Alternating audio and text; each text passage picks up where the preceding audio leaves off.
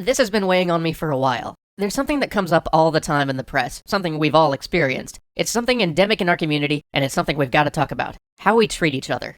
Not a week goes by that I don't hear about bannings and toxicity within the gaming community. And you know, that just sucks. That's not what games are about, and I think it's absolutely something that negatively impacts the medium as a whole if we don't fix it. But before I get down on us too much, it's worth saying that in some ways the development community's response to this has been downright admirable. There are other sports that don't ban their players for forcing dogs to fight to the death for their amusement, or for being indicted multiple times for homicide. But here, in video games, developers are willing to risk alienating their fans or kicking out their top players just to make this a better place to play. That is excellent, and it needs to continue. The development community has their fair share of challenges ahead in tackling the toxicity problem within their player bases. That's not specifically what we're talking about today, though. Instead, we're going to look at this problem at the player level. We've talked about harassment, but there's more than just harassment happening here. There's bullying, misdirected rage, and a sort of servile cowardice we have to address. Harassment based on gender, sexual orientation, religion, or race is something we've got to fix, but that's also limited to a very small minority of just very unctuous, very noxious, and very unfortunately loud players. Instead, we wanted to talk about some of the other things that many more of us may be prone to doing that make our community a less inviting, less enjoyable place to play. Stuff we've all done at one point or another. First, let's talk about trash talk. I hear players defend this practice of insulting their opponents all the time. We had that famous statement by the cross-assault guy about how this was just a part of the fighting game community. It's not, and it's not good play either.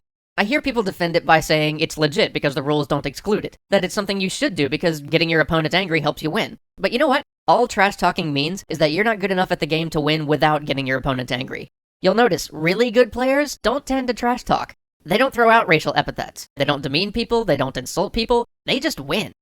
Now let's talk about shifting blame. It doesn't matter how good of a person you are, this is something all of us end up doing at some point, because it's a very natural thing to do in games. If you're playing in a competitive game, you have to invest some of your self-worth into the game. And it may sound odd at first, but think about why winning a match matters so much to us. You're not getting anything for winning. Winning in most competitive games doesn't offer you anything in the real world, and often doesn't even give you an advantage in future rounds of that game, so why do we care so much? Why does it even matter if you win? Because you're invested in it. And because we're so invested in these games, it actually hurts for it to go poorly. You ever get off of a real rough streak of playing games and actually feel irritated? Feel in some ways worse than before you went to do this fun thing you do to relax? It's because of that investment. It's the same reason people have a much easier time ending a play session after a winning match than a losing one. Of course, all this investment is awesome. It makes these things meaningful to us. It's why these games are great, but it does also have a downside. It means that some part of us doesn't often want to accept when we're at fault, when it's our lack of skill that's causing us to lose. And this isn't usually a conscious thing, but a subconscious one.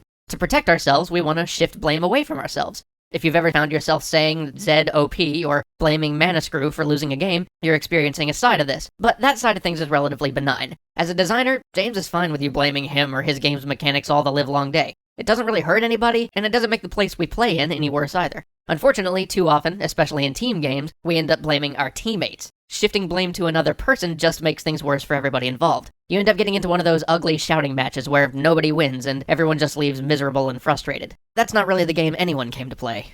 Over the last few months, just for kicks, James has been keeping some private metrics during his multiplayer matches. Not a huge sample size, but closing in on 100 games now. And he's noticing a few trends. In games where people started blaming each other, it's almost never the really good players who are throwing around blame. It's almost always the people who are flailing. And when you think about it, this makes perfect sense. If you played a great game but ended up losing, at least you can say to yourself, well, at least I did awesome. But if you played poorly and took everybody down with you, it's very natural to look for something other than yourself to blame. As with all of the causes of toxicity that we've discussed, there's no better remedy than self-awareness. If you start seeing yourself falling into that pit, just take a step back and remember, it's only a game. That is probably the only time you're going to hear me utter that phrase on this show, and one of the very few times it's appropriate. But just remember, whatever happened in that match doesn't carry with you when you step away from the keyboard, or even into the next round. Of course, monitoring our own conduct and sportsmanship is one thing, but what do you do when somebody else starts lashing out? There usually aren't many options other than leaving or muting them. It's tempting to call them out for being jerks, or blame them for being the truly bad player, but there's naught but misery down that road. Alternatively, you could attempt to defuse the situation. Blame something in the game instead. Like, come on, it's not player one's fault. The noob tube is just some cheap business. Or, no biggie, Trendemir is completely OP in this patch. Or, look, we would have done better if the Jaguars had a decent quarterback. That kind of response gives everybody an out, and it doesn't back anyone into a corner. Sometimes a tiny bit of empathy, team-oriented phrasing, and finding something other than ourselves or our teammates to blame is all it takes to cool people's heads and get them back in the game. We could go on for a while, but for now, I'll just say this. Games are a place where all of society's standards fall away, where we agree on a shared reality that we can all craft to be better than this one, where everyone can be seen for their strengths and not their weaknesses. It's the place where the child in a wheelchair can run, where the awkward or shy can communicate, where the frightened can be brave. It's a place where we can be colorblind, where we can be free from assumptions and deaf to our differences. For gaming to grow, we need to preserve that. We have to be better. We've got to put aside the rage and the vitriol, move past our toxicity, and embrace the better angels of our nature. Winning is no excuse for poor behavior, and the fear of losing is a trap that, if we aren't cognizant, is set to prey on the best of us. So, don't talk smack, just carry harder. See you next week.